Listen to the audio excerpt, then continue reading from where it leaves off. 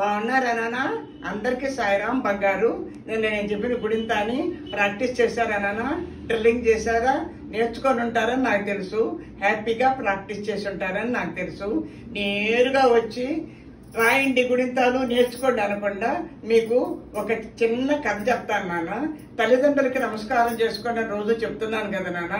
తల్లిదండ్రుల యొక్క ప్రాముఖ్యత ఏంటో ఒక కథ ద్వారా మీకు తెలియజేస్తాను నాన్న. ఒక ఊర్లో ఒక తల్లి తండ్రి ఉండేవాళ్ళమ్మ. వాళ్ళకి 2 కొడుకులు ఉండేవాడు. పెద్ద కొడుకు ఎప్పుడు కూడా అమ్మకి నాన్నకి నమస్కారం చేసుకొని బయటికి వెళ్ళేవాడు. చిన్న కొడుకు హాయ్ డాడ్, హాయ్ మామ్ అంట బాయ్ చెప్పేసేసి వెళ్ళిపోయేవాడు.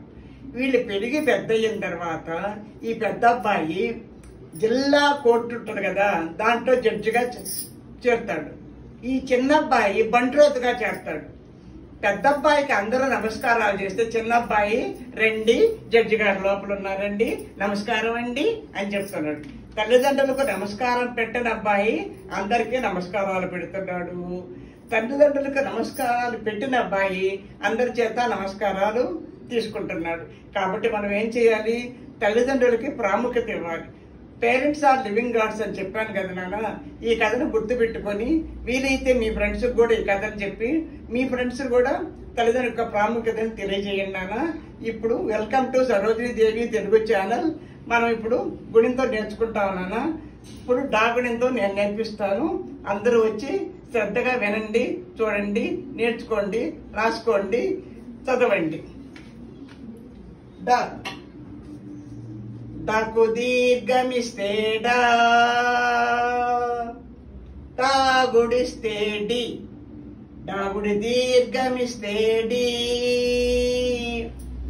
డాకొమ్మిస్తే డు, డాకొమ్ము దీర్ఘమిస్తే డు,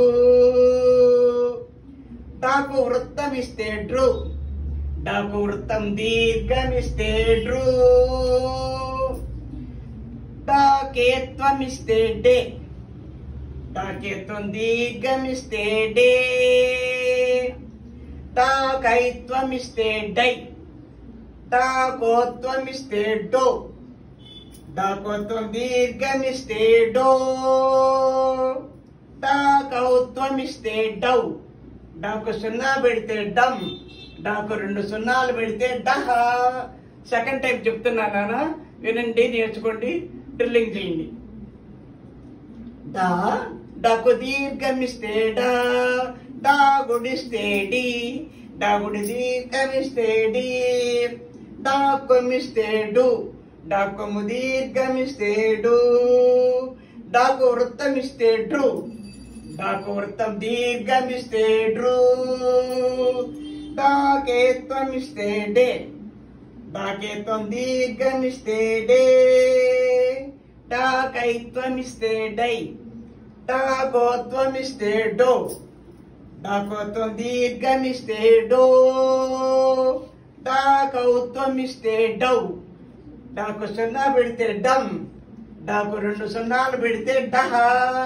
థర్డ్ టైం రిపీట్ చేస్తున్నాను నాన్న. అందరూ చూడండి, దిక్కులు చూడబాకండి, అటు ఇటు చక్కగా నేర్చుకోండి, తెలుగు యొక్క విలువని తెలుసుకోండి. డాకు దీర్ఘమిస్తే డా, డాగుడిస్తే డి, డాగుడి దీర్ఘమిస్తే డి, డాకొమ్మిస్తే డు, డాకొమ్ము దీర్ఘమిస్తే డు, డాకు వృత్తమిస్తే డ్రు, డాకు వృత్తం దీర్ఘమిస్తే డ్రు, డాకేత్వమిస్తే డే, డాకేత్వం దీర్ఘమిస్తే డే, డాకైత్వమిస్తే డై, డాకోత్వమిస్తే డో, డాకోత్వం దీర్ఘమిస్తే డో, డాకౌత్వమిస్తే డౌ, డాకు 0 పెడితే డమ్, డాకు 2 సున్నాలు పెడితే డహ. సో నాన్న, మీకు 3 టైమ్స్ నేను గుణింతాలు నేర్పించాను.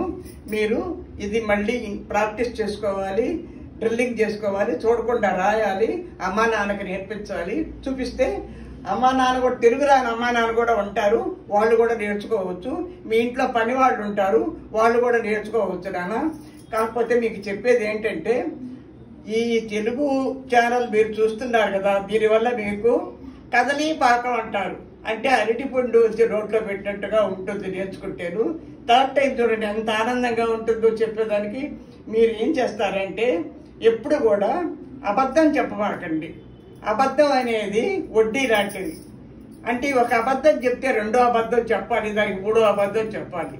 అదే నిజం చెప్తే అసలు డబ్బు లాంటిది. అసలు డబ్బులకి మనం వడ్డీ కడతామన్నా. కాబట్టి సత్యాన్ని వచించండి. సత్యం వద ధర్మం చెర అన్నారు. కానీ నేటి సమాజంలో సత్యాన్ని వధిస్తున్నారు, ధర్మాన్ని చెరసాల్లో పెడుతున్నారు. కాబట్టి సత్యాన్ని మనం తప్పనిసరిగా ఆచరించాలి. హరిశ్చంద్రుల కథని మనం ఆదర్శంగా తీసుకోవాలి. మీరందరూ ఆదర్శమైన పిల్లలుగా తయారవుతారని, సమాజంలో మంచి పేరు తెచ్చుకుంటారని నేను ఆశీర్వదిస్తూ మీ అందరికీ కూడా సాయిరాం చెప్తున్నాను.